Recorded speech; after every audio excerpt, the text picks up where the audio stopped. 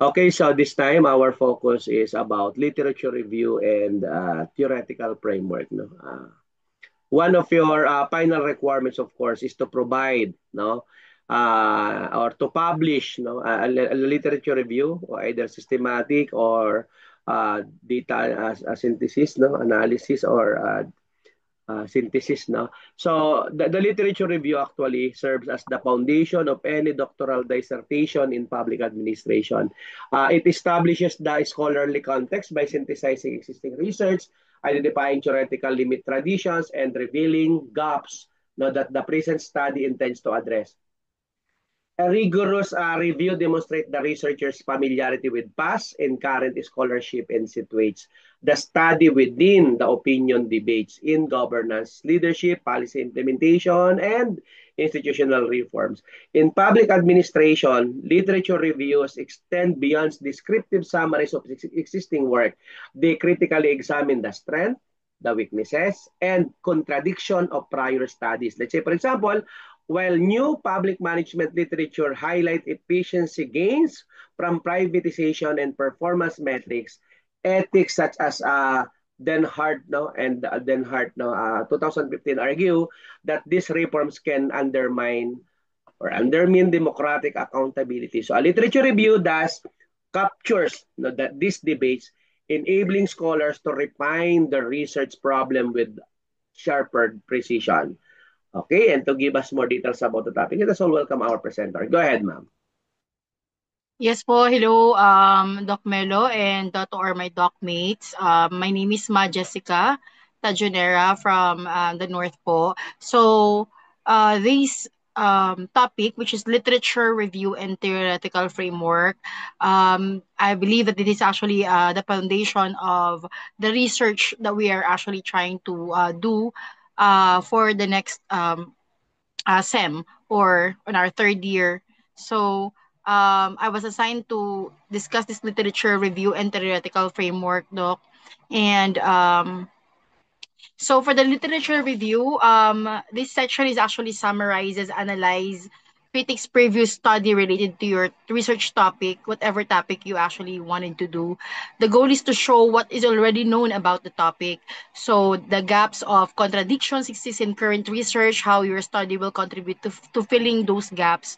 Step to write literature review. So in this literature review po, this is something to focus on the studies, yung mga resources or mga sources na kung saan manggagaling yung mga information about your studies po.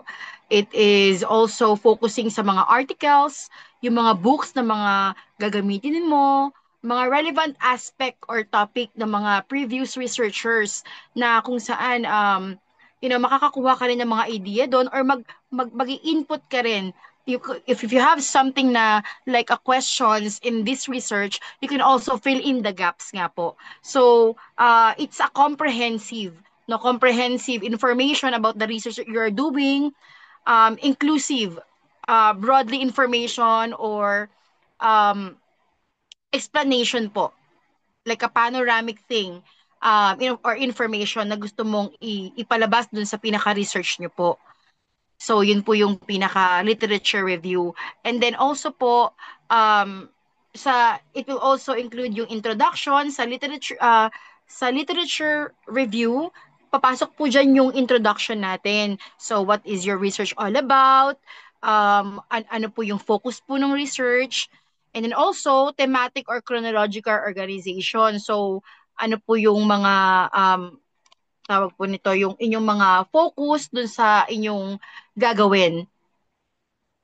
So like yung ano po yung mga pagkakasunod-sunod na gagawin mo, like for example po, kung magkakaroon ka po ba ng mga survey, ganun, ano yung mga sunod-sunod mong gagawin para po sa research na ipapasa po natin. So also it includes yung critical analysis po natin dun sa mga gagawin po nating research, ano po yung mga wait. So as I was saying po, Doc, can I just go back to the thematic or chronological organization po? As I was saying, it's also included into the literature review. Like it's actually like the group studies, impact of technologies, yung mga student engagement, teacher attitudes, yun po yung mga observations na nakapaloob po sa thematic or chronological organization. This is actually show how you understand this research na ginagawa niyo po. So, for the critical analysis naman po, it highlights the agreements, disagreements, yung mga strengths and weaknesses in the literature. So, to identify the gaps, limitations, and underexplored areas naman po. For the synthesis naman po, it is something to do with the link na review ng mga previous researchers, and at the same time po, yun po rin yung mga reference nyo po na meron na pala pong ganitong klaseng research or pag-aaral patungkol sa ganitong topic.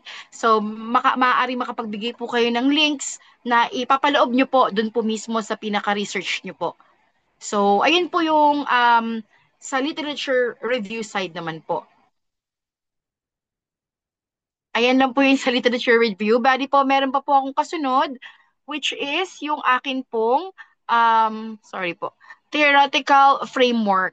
So, sa theoretical framework naman po, this section grounds your research in existing theory and explains the lens you'll use to interpret findings.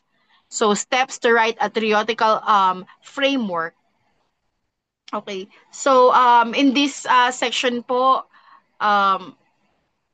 ano nga po ba yung mga step-by-step process on how you will going to create your research.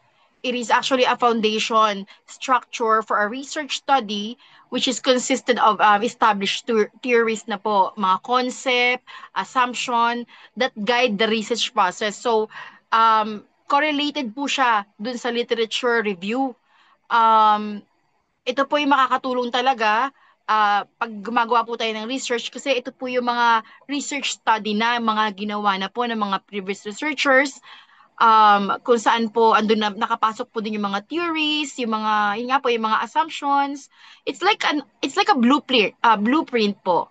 A blueprint of an understanding when it comes in our topics or research na pinofocus po natin. It's also providing a context for the studies, findings, and its contribution to the existing knowledge po. So, yun po siya. And by reviewing yung mga relevant theories, a researcher can establish hypotheses. So, they can also select appropriate methods and interpret data from a systematic and credible perspective po. So, napakahalaga po yun. Kasi nga po, parang nga po siyang blueprint po sa theoretical framework. Nakapaloob po dito sa ating theoretical framework is yung introductions po niya. Ayan. And then also po, explain the theory, application to your study, and conceptual model. So, regarding to that po, alright. So, sa theoretical framework po, our framework though, sa introduction, it's actually state that theory are combination of theories guiding your study. So, through the help of the previous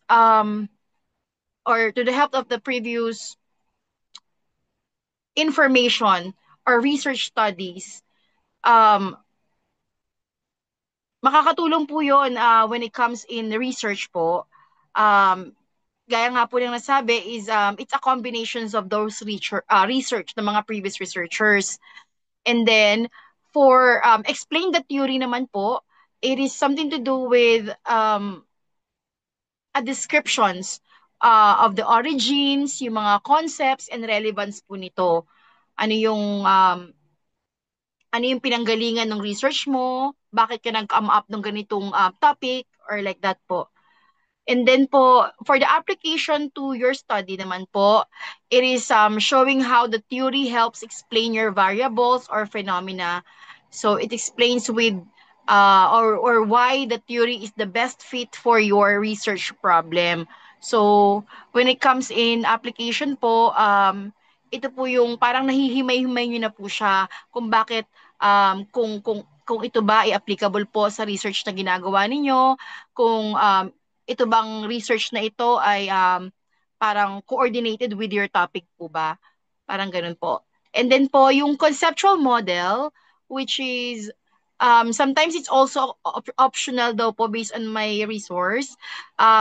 It's actually use a diagram to show how concept and variables are connected. Yung mga graphicals, sa pagkakapalam ko po dito, ito po yung mga graphical information para mas maintindihan din po ng mga magbabasa ng research mo yung pinaka ano po natin, yung pinaka respondents kumbaga, yung mga respondents po ng research ng research, makikita po natin kung ilan ba yung ganito, ilan yung ganyan, ilan yung oo, ilan yung hindi.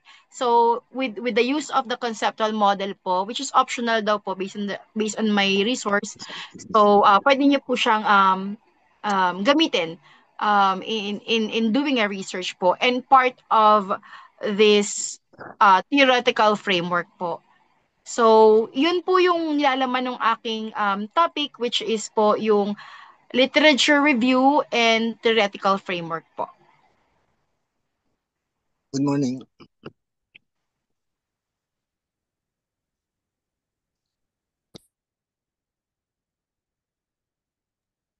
Go ahead, ma'am. Apo, okay na po, Doc?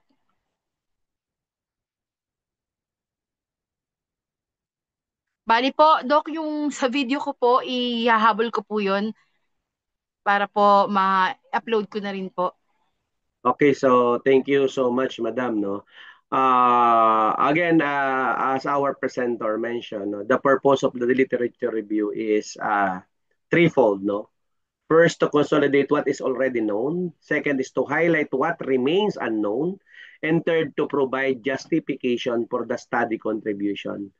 The growing literature on digital governance right now, no, acknowledge its potential to improve transparency in service delivery, no, yet gaps remain in measuring its effect on citizen trust in developing countries. No. Identifying this gap positions the researcher to contribute both theoretically and practically, actually, no, and closely linked, no, to the literature review is the theoretical framework, no, the set of lenses through which the study is designed, interpreted, no, and evaluated. No. Theoretical frameworks in public administration are diverse, spanning classical bureaucratic theory, no, neo-institutionalism, public value governance, and transformational leadership models. No. Choosing the appropriate framework anchors the study in established traditions while allowing critical applicant to new context. No. Theoretical framework, no, are not static but dynamic and evolving. Let's say, for example, Eleanor Ostrom's, no, Institutional Analysis and Development, no, or yung IAD niya, framework, has been adapted to study how collective action improves local governance outcomes. No. Similarly, no, Bryson, Crosby, and Bloomberg's, no, public value governance framework emphasize collaboration, networks, and citizen engagement, representing a departure from purely hierarchical or market-based models of administration. In your situation, no, for doctoral research, the theoretical frameworks performs two critical functions. No? It provides conceptual clarity by defining constructs such as accountability, participation, and trust. And number two, it guides hypothesis development, a methodological choices. No? Let's say, for example, no, using transformational leadership, no, theory allows a researcher to hypothesize no, a relationship between leadership style, employee engagement, and organizational performance in the bureaucracy. Because in the doctorate degree program, 2 to 3 or 4 variables are required. No, I'm not aware no exactly the requirements of the doctorate in public administration because this will be my first time in DPA in UCC. No, but in practice, no, integrating literature and theory ensures that the study is both scholarly and policy relevant. So a study that reviews work on e-governance and applies public value governance theory can not only test whether digital platforms enhance transparency but also explore whether they strengthen citizen government relationship. And this dual contribution, no, strengthen, no, strengthens the dissertation value, no, in academia and governance reform. So, the literature review and theoretical framework provide the intellectual scaffolding for doctoral level inquiry. They link past scholarship with future research, guide the framing of objectives and hypotheses, and ensure that the study contributes to both knowledge advancement and problem solving. So without a comprehensive review, no, in a strong theoretical foundation, a dissertation risks being either redundant or disconnected from the realities of public administration practice. Now, so take note of it. No? The literature review highlight that public administration scholarship is broad and contested with theories ranging from bureaucratic rationalism to participatory governance. So, through critically synthesizing this literature, no, you as a researcher locate their work with established traditions while highlighting the need for new insights. No? Theoretical frameworks provide clarity and direction, no? By defining how concepts will understand and how variables will interact. No?